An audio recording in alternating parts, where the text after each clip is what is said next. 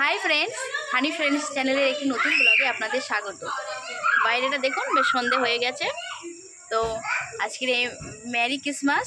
তো ক্রিসমাসে আমাদের একটু বেড়াতে যাওয়ার প্ল্যানিং ছিল, তো বৃষ্টি হচ্ছিল। বাইরের ওয়েদারটা আপনারা দেখতে পাচ্ছেন কিনা জানি না, তো যেতে পারিনি। দুদিন প্ল্যানিং করে দুদিনই প্ল্যানিংটা আমাদের চপাট হয়ে গেছে।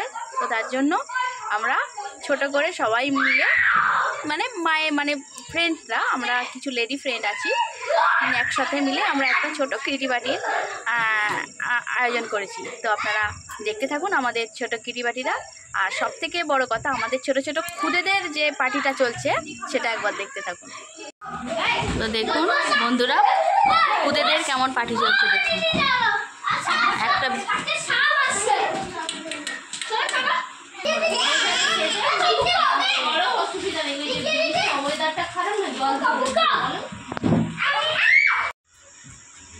দেখুন বন্ধুরা, আমাদের কিটিগুলো কেমন করছে।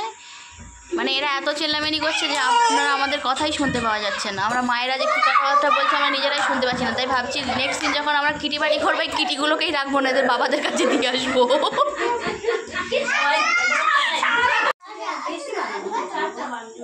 দেখুন ফ্রেন্ডস, আমাদের কিটি পার্টিতে আজকে আছে ধনেপাতা দিয়ে একটা চপ, আর এখানে আছে সিঙ্গারা, আর এখানে আছে একটু মুড়ির ওপরে এখনো স্যালাডটা দেওয়া হয়নি, ওটা ভাইয়ার জন্য একটা প্লেটে তোলা হলো। আর এখানে একটু কেক আছে ক্রিসমাস উপলক্ষে।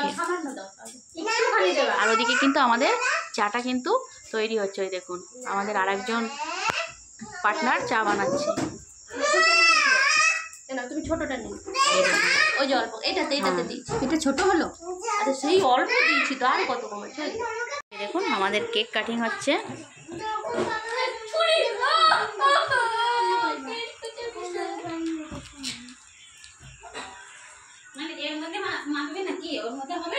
হ্যাঁ হয়ে যাবে। ফ্রেন্ড চা করেছে, খুব সুন্দর টেস্ট।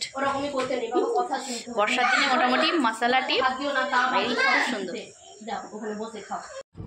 আর আমাদের বাচ্চাগুলোকে একটু ওপরে খাটিয়ার ওপরে বসতে দিয়েছিলাম, ওদেরকে একটু লিকার চা হালকা দিয়েছিলাম, আর একটু মুড়ি, সিঙ্গারা আর ধনিয়া পাতার চপও ছিল। এই খাবারগুলো কিন্তু বন্ধুরা সবই বাড়ি থেকে বানিয়ে আনা ছিল। কেকগুলো দোকানের খাবার ছিল না, শুধু এই কেকটা কিন্তু দোকানের ছিল। আর আমাদের খুদেরা দেখুন, খাওয়া দাওয়ার পরে দেখুন সারা ঘরটাকে পুরো ছড়িয়েছে, নোংরা করেছে। আর খুদেগুলোর মায়েরা দেখুন পুরো থালা আর বাসন সব পরিষ্কার করে খেয়ে নিয়েছে।